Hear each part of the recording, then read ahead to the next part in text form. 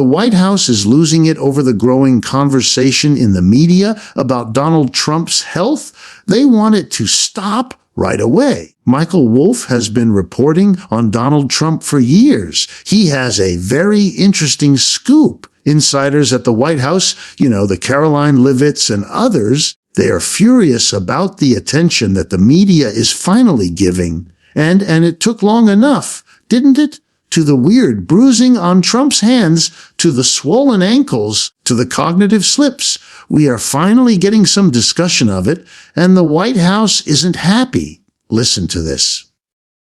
Michael, what are you hearing about Donald Trump's health? I did notice the extra bruise and the photograph that the White House put off, the official photograph they put out with him and the South Korean premier, and they'd cut him off at the ankle so we couldn't see his ankle spilling over. Well, the only thing that I'm hearing about his health is everyone is irritated that people are focusing on his health. I mean, the people around him, because, and actually this makes some sense, what they see is Donald Trump always moving ahead, a man who doesn't stop, inexhaustible.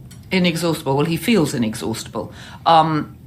But he doesn't. On the other hand, they acknowledge one day he will just go over. They say that? Yeah.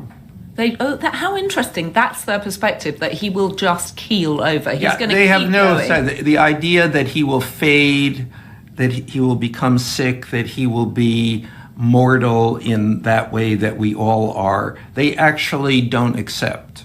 He will stop at one point. I see that. I see that because he does have still an enormous amount of energy. As we talked in our last time together, he has inexhaustible ability to speak. And he is that because he is from another age. I mean, when I grew up, people would say, what happened to he dropped dead.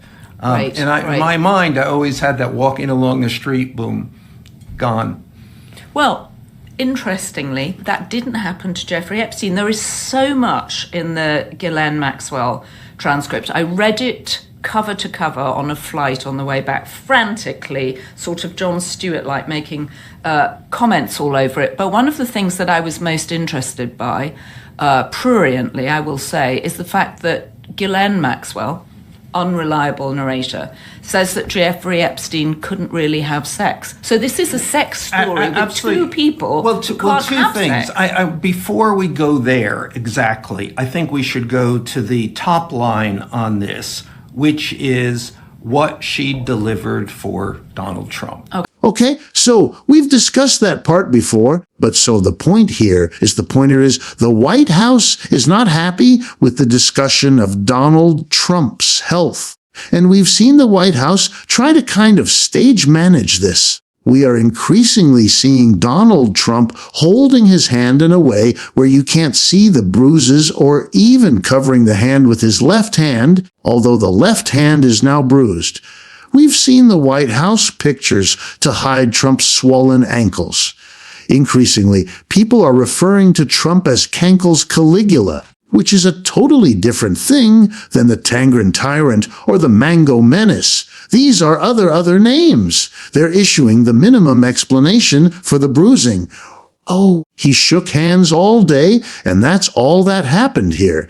And that is not really convincing to too many people. And they've even now rolled out Ronnie Jackson, the same guy who said if Trump had a slightly better diet, he could live to 200. And Ronnie Jackson is saying Trump's health is great. We're going to talk about that later. And interestingly, even Alex Jones, you remember Alex Jones, right? Oh, the bonus show where you want to make money. Everybody else that makes money to fund themselves is bad. That Alex Jones, thank your lucky stars every day. You're not Dave Pacman. Thank your lucky stars every day. You're not Dave Pacman. Alex Jones now is even saying Trump's got to slow down or he's going to collapse. So where we find ourselves as we are about to breach September of 2025 is that the White House thinks they can just shout down the conversation. The White House thinks they can come out and say, totally benign, chronic venous insufficiency, and he's doing so much great work shaking hands that he got bruises.